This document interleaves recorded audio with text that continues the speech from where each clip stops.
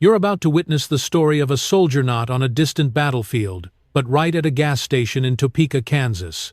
After a grueling 14-hour training day, Sergeant Delilah Monroe stopped for a bottle of water and found herself handcuffed by 2 police officers over a vague tip from the cashier. How does a pristine, authoritative uniform become the reason to accuse her of impersonation? Join us as we walk through every tense moment, from the scrutinizing glances to the sound of siren sand. See how her teammates' swift response turned the tide.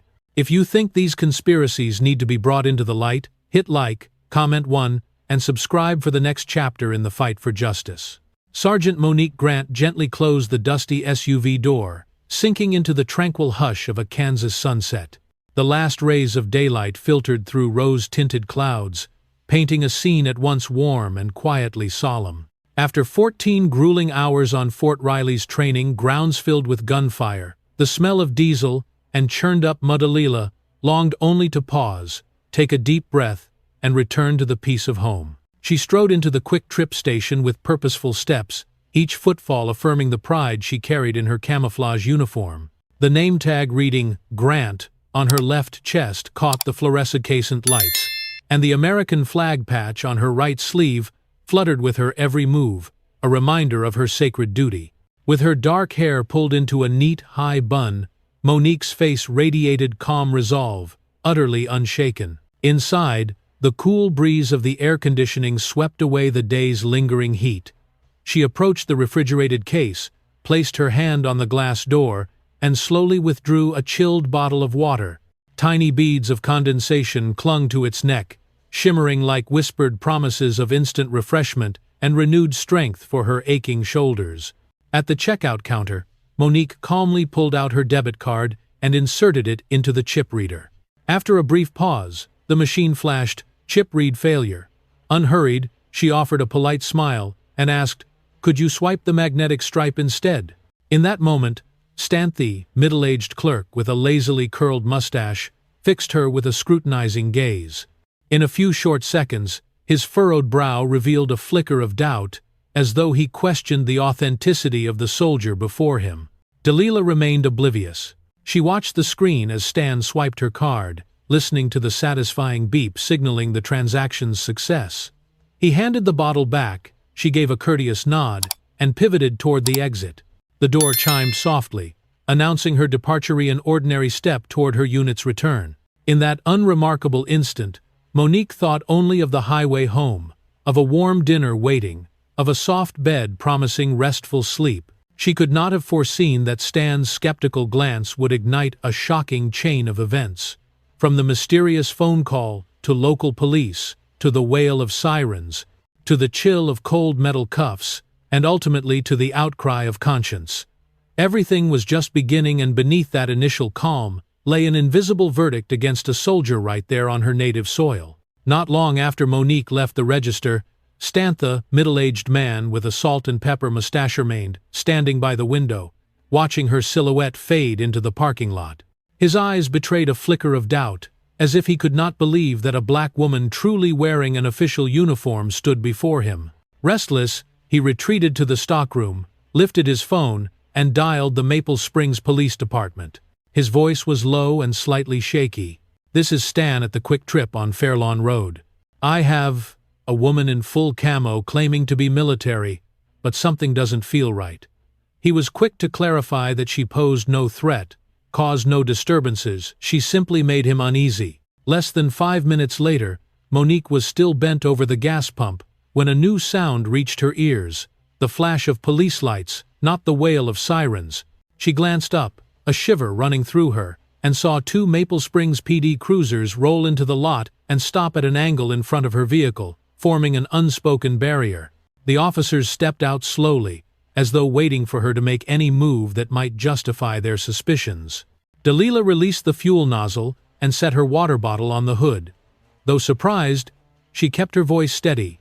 "Good evening, officers." She raised both hands to shoulder height in a clear gesture of compliance. "I'm active duty at Fort Riley," she stated calmly, her eyes shining with quiet conviction. She knew that in moments like this, maintaining respect and composure was the only way to prevent escalation. The male officer approached, his tone authoritative. "Ma'am, we received a tip that someone may be impersonating a service member.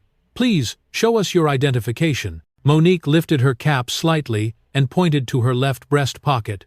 "My military ID is right here, sir." Instead of examining it, however, the officer merely nodded indifferently, then produced a pair of handcuffs. Beside him, a female officer looked hesitant. She took a step forward and quietly asked, "May I check her ID first?" But her partner snapped, "No, she's already cuffed. We'll sort it out at the station." Monique's heart sank, but she held her ground. No resistance, no shouting, only silence as events unfolded. In that deserted gas station, bathed in the gentle glow of dusk, a U.S. soldier was being treated like a criminal. No sirens blared, no battlefield smoke swirled, just 2 police cars and the cold click of metal cuffs tightening around her wrists. A tragic irony powerful enough to jolt anyone's conscience. Inside, through the glass window, Laura, the scrub-clad nurse, and 2 teenagers were glued to their phones, filming every moment. "She's in uniform!" one of them exclaimed in disbelief. But their protest was drowned out by the final snap of the handcuffs, closing the tense conclusion of Part 2. The ordeal had begun, and Monique Grant had no idea that the fierce response it would trigger next would change everything. Not long after the 2 patrol cars blocked her vehicle, Sergeant Monique Grant steadied herself and obeyed the unspoken orders. "I'm on active duty at Fort Riley," she said in a warm, measured voice, pointing to her gleaming Grant nameplate under the harsh gas station lights. Before the officers could fully process her statement, both a man and a woman walked toward her and motioned for her to raise her hands high so they could inspect every movement. "We need to verify that you are not impersonating military personnel," the male officer announced, his tone firm but clipped. Monique nodded ever so slightly, each gesture graceful and controlled, as though she were drilling her squad back in Kansas. "I'm Sergeant Monique Grant, Logistics Officer, Fort Riley," she introduced herself, her words resonating clearly in the still evening air.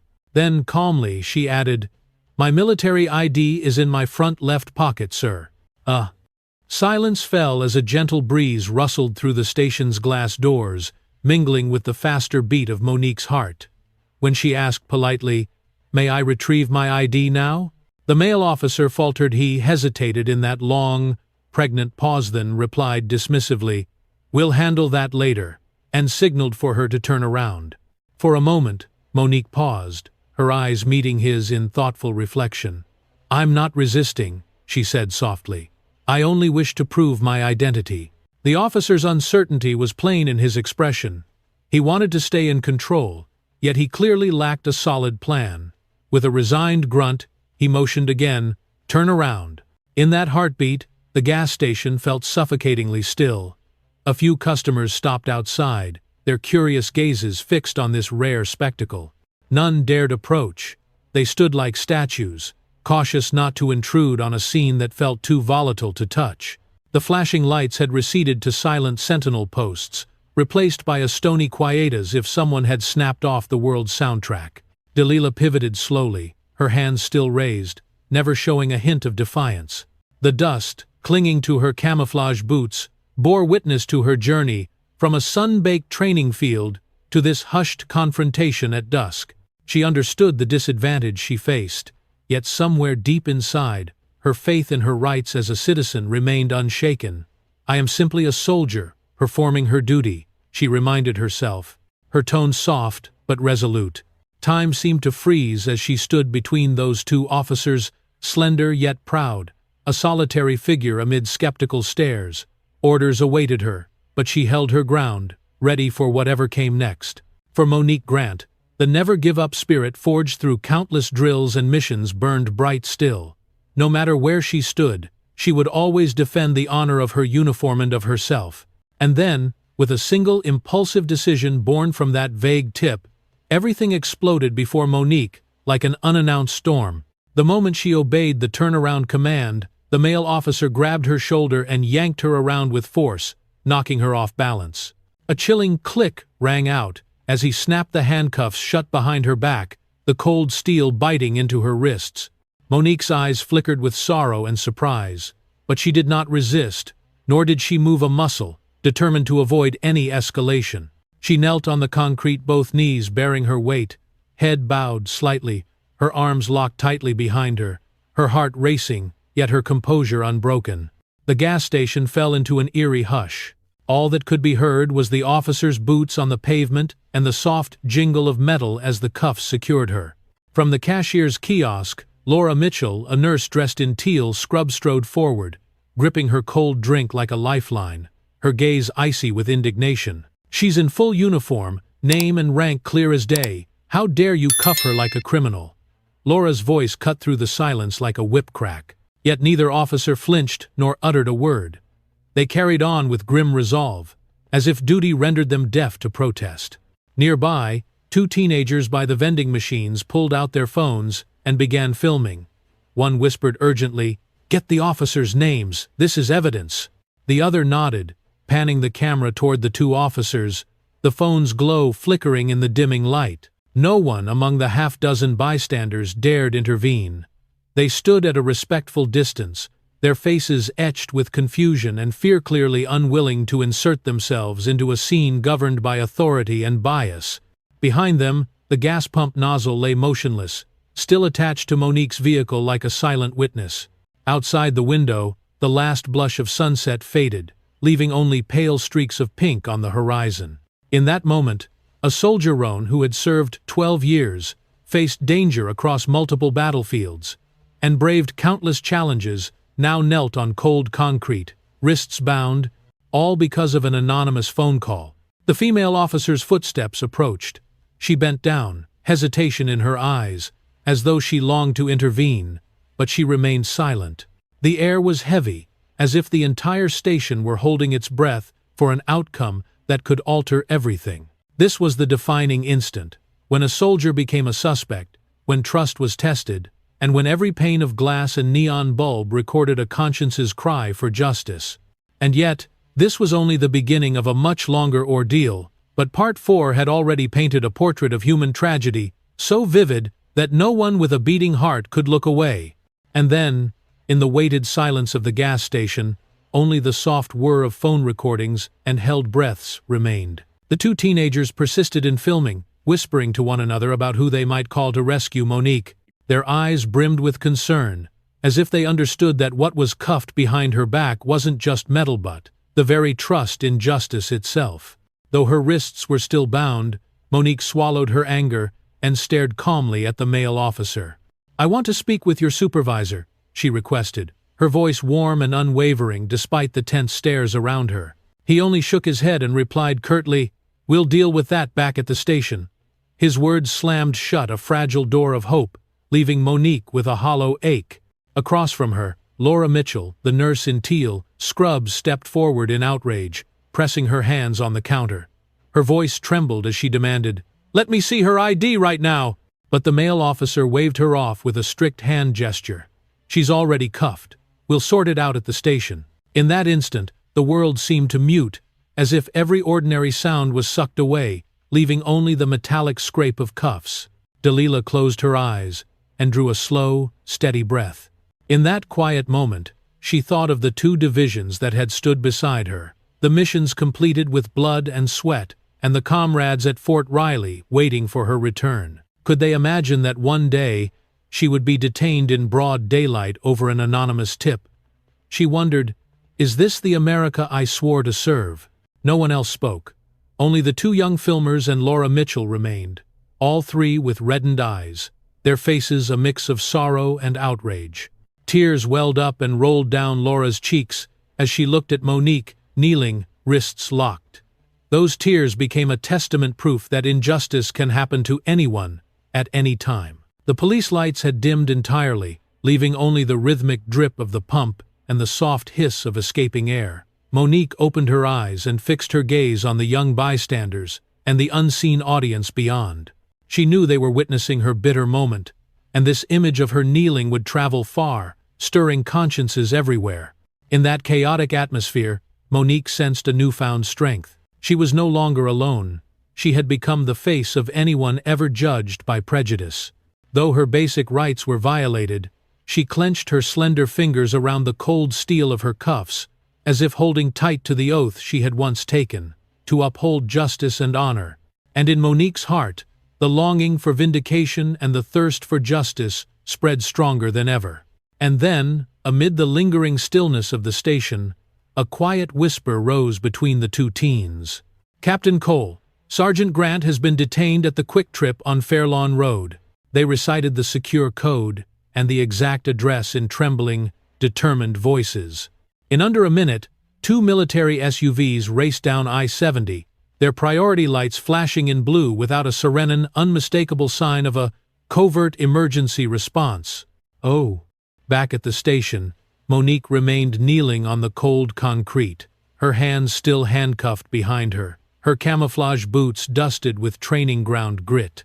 The two Maple Springs officers looked bewildered, their gazes flicked between Monique and Stan the cashier, who stood motionless behind the glass, eyes wide at the unfolding drama. The pale fuel pump lights mingled with the soft pink glow of dusk, creating a scene both hushed and tense. Suddenly, the growl of an approaching engine echoed from afar, growing louder by the second. From the right corner of the lot, the first SUV slowed and swung to a stop at the curb. Military police poured out, tightening belts and readying themselves. The second vehicle blocked the exit, forming a protective cordon. One of the female Maple Springs officers, sensing the incoming reinforcements, bent down and reached to check Monique's ID in her pocket. But her male partner cut her off. "No need, she's already cuffed. We'll sort it out back at the station." Once again, the gas station suffocated under a blanket of silence, as taut as a stretched string ready to snap. Only the faint rattle of Monique's cuffs brushing together and the distant rumble of military engines broke the quiet. Delilah heard each solid footstep on the concrete, like a drumbeat heralding her final hope. She stayed on her knees without struggle. 14 hours of grueling training, and these tense moments weighed on her every bone. Yet in her eyes burned unwavering faith that justice would ultimately prevail. Stan, the cashier, stood frozen behind the glass, tears welling in his eyes, realizing he had unleashed a storm far greater than he ever imagined. The bystanders outside the station remained rooted in place, silently witnessing a historic moment, when military authority collided with civilian prejudice, and a lone soldier under the harsh station lights became the focal point of a battle for what is right.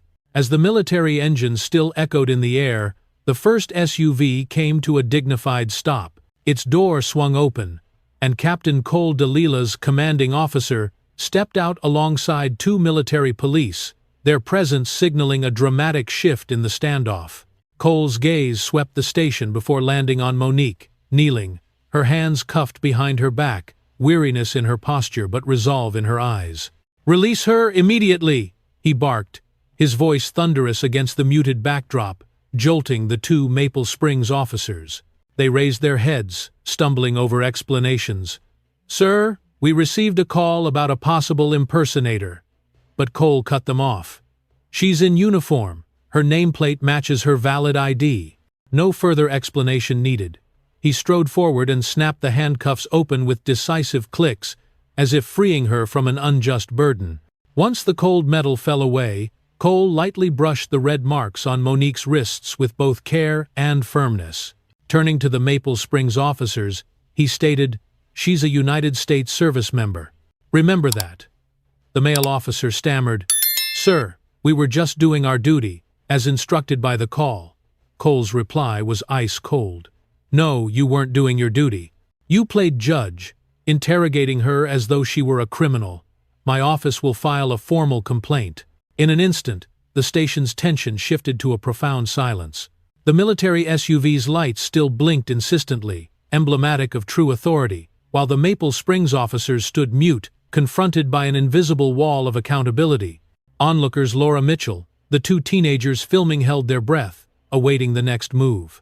Delilah rose to her feet, rubbing the still raw area on her wrist, and gave Cole a grateful nod. She said nothing, but her eyes conveyed heartfelt thanks. Cole nodded in return, then addressed the Maple Springs officers. "I expect you to restore her dignity at once, and await further orders on how to handle this incident. Your report will reach the highest levels. We tolerate no bias." The gas station lights flickered once more, illuminating Monique's tired yet steadfast face. Gone were the metal cuffs and the interrogation.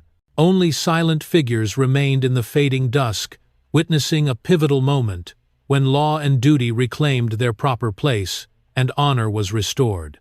In that instant, everyone present understood that this incident would not end in Maple Springs. It would ripple out to military commands, to public offices, to the hearts of American citizens, a reminder that justice must be upheld, whether you wear a uniform or any other attire. As soon as the military SUV's engines receded into the distance, the teenagers' phones continued recording every moment. The live stream captured the entire ordeal from Monique, kneeling in handcuffs beneath the dusky sky, to Captain Cole's dramatic arrival, and within hours it racked up tens of thousands of views, shares, and comments. Social media turned that small quick-trip station in Maple Springs into the epicenter of a national conversation about justice and prejudice. Within the same day, Stant, the clerk whose tip set these events in motion, received a termination notice from Quick Trip's corporate office. Management issued a formal apology, pledging comprehensive retraining on customer interaction and anti-bias policies. Meanwhile, Laura Mitchell reposted the photograph of Monique cuffed on the concrete, tagging it "Black in Uniform." Her post went viral, drawing thousands of likes and outraged comments, decrying how a uniformed service member could be so flagrantly mistrusted. The following morning, Maple Springs Police Chief Leonard Garvey held an urgent press conference. Appearing visibly weary yet resolute, he addressed the media. "We sincerely apologize to Sergeant Monique Grant for the grave mishandling of this incident. Officers Tyler Dean and Rhonda McNeely have been placed on administrative leave pending internal and Fort Riley investigations." His voice was firm and measured as he vowed, "Maple Springs PD will not tolerate any form of racial bias." That afternoon, a crowd of more than 50 citizens gathered silently outside the police headquarters, holding signs that read, "Respect all service members," and "Justice for Sergeant Grant." They stood in solemn solidarity, sending a clear message: their community rejects abuses of power and racial profiling. Delilah's personal ordeal quickly transcended Maple Springs' city limits, fueling a nationwide debate over civil rights, public trust in law enforcement, and the duty of those sworn to protect. National news outlets amplified the story. Lawmakers issued statements. Civil rights organizations called for comprehensive police training reforms.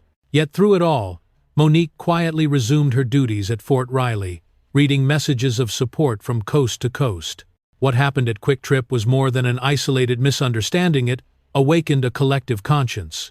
It sparked a movement demanding accountability and reaffirming every citizen's right to respect, regardless of color or uniform. As the social justice dialogue continued to swell, many found hope in the bravery of one soldier who refused to be silenced under the glaring lights of a gas station lot.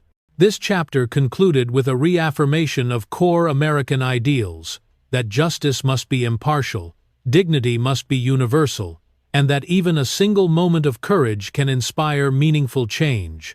Monique Grant's experience reminded the nation that the struggle for equality and respect is ongoing, and that true reform must start when we choose to stand up for what is right. In the days after the storm of public outrage began to subside, Monique Grant walked into Fort Riley's Logistics Operations Center each morning with a steady, deliberate stride. She declined every interview request and avoided radio and television appearances.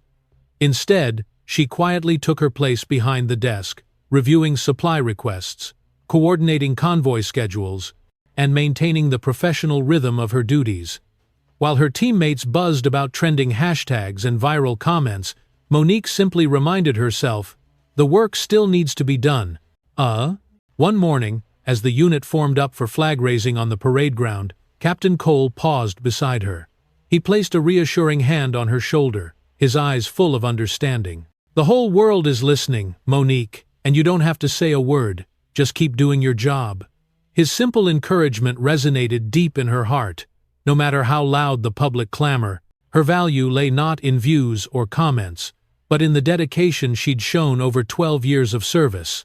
Yet at night, haunted by memories of station lights and the cold snap of handcuffs, Monique felt compelled to tell her story in the most honest way she could.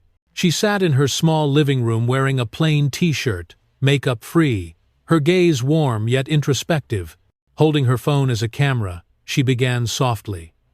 "I've served for 12 years. I've stood guard on remote borders, trained new soldiers, and delivered vital supplies through sandstorms and mud. But I never imagined that simply wearing my uniform, I could be treated as a suspect right here in America." Her tone was gentle rather than bitter, but each word carried the weight of her experience. She posted the video to her personal account with a brief caption, "This isn't just my story. It's our story about trust, dignity, and our responsibility to see and respect one another." Within hours, the video drew over 4 million views and thousands of comments from veterans across every branch: Navy, Air Force, Army, sharing similar experiences and underscoring the importance of fairness and respect. Delilah Grant's story quickly became a wake-up call. Even while wearing the sacred uniform, a service member may still face suspicion and bias. For older viewers, those who lived through previous eras of upheaval, her video was a reminder that the fight for justice doesn't only happen on distant battlefields. It happens in everyday life, where respect and empathy can prevail if we choose to listen and speak up. As the public uproar rippled through Maple Springs and beyond, the local government found itself under intense scrutiny. Within days of the incident, Mayor Susan Caldwell stood before a sea of reporters on the steps of City Hall. Her voice was measured, tinged with regret, as she issued a formal apology to Sergeant Monique Grant and the city's military community. "We failed to uphold the dignity of one of our own," she acknowledged, pledging a comprehensive review of police training protocols, the introduction of community oversight boards, and mandatory bias awareness workshops for every officer on the force. Yet the streets told a clearer story than any press release. Citizens gathered in small, determined clusters, veterans in crisp uniforms, clergy bearing candles, civil rights advocates holding handmade signs that read, "Accountability now," and "Respect is a right, not a privilege." Their message was simple. They would not accept platitudes or promises alone. They demanded real, measurable change-rank-and-file officers retrained, independent audits of use-of-force incidents, transparent reporting channels for community complaints. Some even called for civilian review panels with the authority to subpoena witnesses and records. Meanwhile, Monique herself remained unwaveringly committed to her duties at Fort Riley. Each morning she reported for duty in the same calm, focused manner as before, knowing full well that prejudice can strike anyone, at any time, even those sworn to serve and protect. But she refused to see herself as a victim. Instead, she embraced her role as a storyteller and catalyst. "If respect depends on the uniform," she said in a brief interview at her unit's morning formation, "then it isn't respect at all."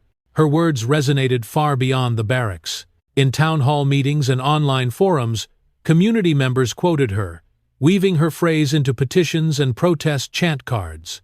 Local high school civics classes screened her video, prompting students to debate the meaning of equality under the law. Even seasoned lawmakers referenced her experience in state legislative sessions, advocating for bills that would mandate de-escalation training and strengthen anti-discrimination clauses. Delilah's quiet courage proved contagious. Veterans who had long felt voiceless stepped forward to share their own stories of bias and misunderstanding. Ordinary citizens, teachers, shopkeepers, retirees found their voices, organizing neighborhood discussions and forging alliances with grassroots activists. They recognized that systemic change begins not with grand declarations but with the steady persistence of individuals who refuse to look away or remain silent. In the weeks that followed, Maple Springs' police chief announced new mental health resources, implicit bias assessments during recruit training, and a citizen-led Truth and Trust Council. These reforms, while not panaceas, marked a concrete shift in the community's expectations. And at the heart of it all, Sergeant Monique Grant continued to serve. Her uniform a testament not to an unearned privilege, but to the enduring principle that respect must be earned and fiercely defended day after day. From this story we learn that human rights and respect should never depend on a uniform or any external signal. Instead of judging others by appearances, we must listen, empathize, and place our trust in the fundamental value of each person. The message conveyed is, when prejudice speaks, civil rights weaken, And only true justice can lead to a harmonious society. If I were the main character, I would continue serving my country, while also dedicating time to support educational programs on equality, partnering with communities to share the story, raise awareness, and help craft policies against discrimination. I would collaborate with nonprofit organizations to assist prejudice victims, creating a stronger collective voice. As for whether racism will end by 2050, the answer lies with us. If each individual continues to speak up and take action, the chance for a prejudice-free society grows. But if we remain indifferent and silent, then every promise remains just words.